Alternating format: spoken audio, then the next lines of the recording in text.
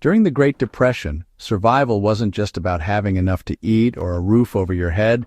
It was about protecting what little you had from desperate neighbors, opportunistic thieves, and even wandering strangers.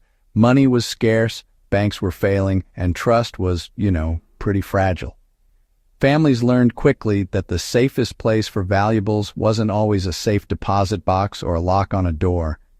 Those who survived learned to hide wealth in ways that blended seamlessly into everyday life. Understanding these methods today offers both insight into the past and practical lessons for modern survivalists. Valuables were hidden in plain sight inside ordinary household objects. One of the most common strategies during the Depression was concealing money, jewelry, or important documents inside everyday items that no one would suspect. Hollowed-out furniture was widely used. People would cut a cavity inside the legs of tables or chairs or under drawers and carefully replace the bottom or surface so it appeared untouched. Similarly, books were modified by cutting pages to create a compartment large enough to store cash or papers. These were highly effective because outsiders rarely examined personal furniture closely. Even today, survivalists can use this approach to hide essential items within objects that appear mundane, creating a first line of concealment without drawing attention. Households also used kitchen containers for safekeeping. Flour sacks, sugar canisters, or even tin cookie jars were excellent for hiding coins or small pieces of jewelry.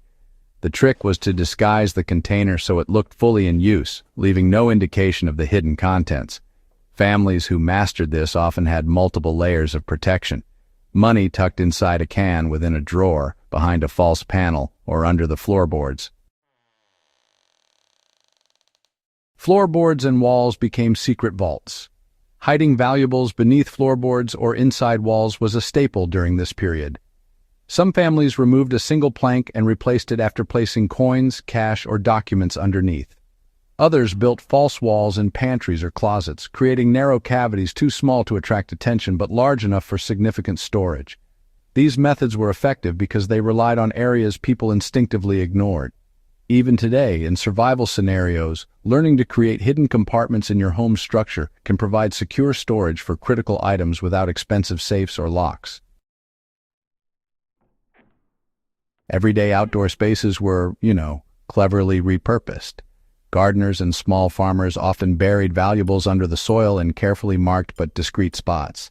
Empty jars wrapped in cloth and buried beneath flower beds or under trees became these miniature time capsules. Root cellars offered another hiding space. Families could place valuables beneath stored vegetables or inside a false compartment built into the walls.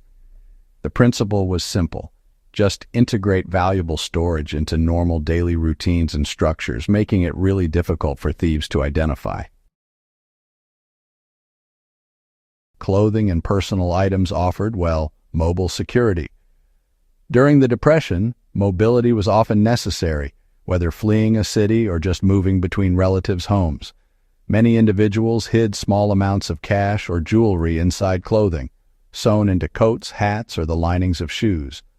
Women frequently stitched coins or rings into the hems of dresses or aprons. This method ensured that even if someone broke into a home, they wouldn't find everything, as valuables moved with the person.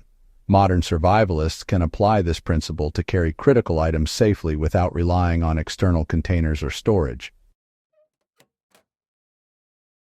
Vehicles were adapted for concealment.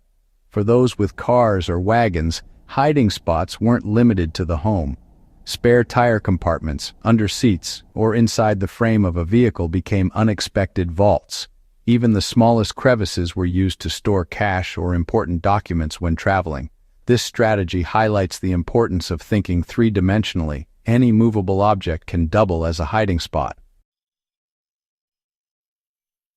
The techniques used during the Great Depression are not just historical curiosities. They can actually be adapted for modern survival planning. Hollowed furniture or false drawers, for example, can be created with minimal tools, giving you a discreet way to secure cash, documents, or emergency items. Floorboards and walls, on the other hand, offer semi-permanent storage, while clothing or vehicles provide mobile security for valuables during travel. Even outdoor hiding techniques like buried containers or root cellar compartments can really protect items in off-grid or survival scenarios. And understanding these methods also gives us insight into historical human behavior under stress, illustrating the ingenuity people developed when traditional systems failed.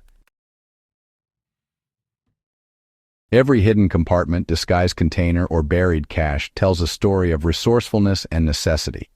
These methods remind us that survival depends not just on what you have, but on how well you protect it and adapt to circumstances. By studying these historical techniques, modern survivalists can plan contingencies that balance security with practicality, combining lessons from the past with modern tools and materials. Valuables were never just locked away. They were integrated into everyday life, made invisible to the casual observer. The Great Depression taught a generation that security requires creativity, observation, and an understanding of human behavior. Those lessons are timeless, and applying them today can safeguard both resources and peace of mind, whether for emergency preparedness, survival planning, or even just historical appreciation. If you found this guide valuable, make sure to subscribe to Battlefield of Survival for more deep dives into historical survival techniques, and share it with fellow history buffs who want to understand the ingenuity of the past. These hidden methods aren't just stories, they're lessons we can still use today.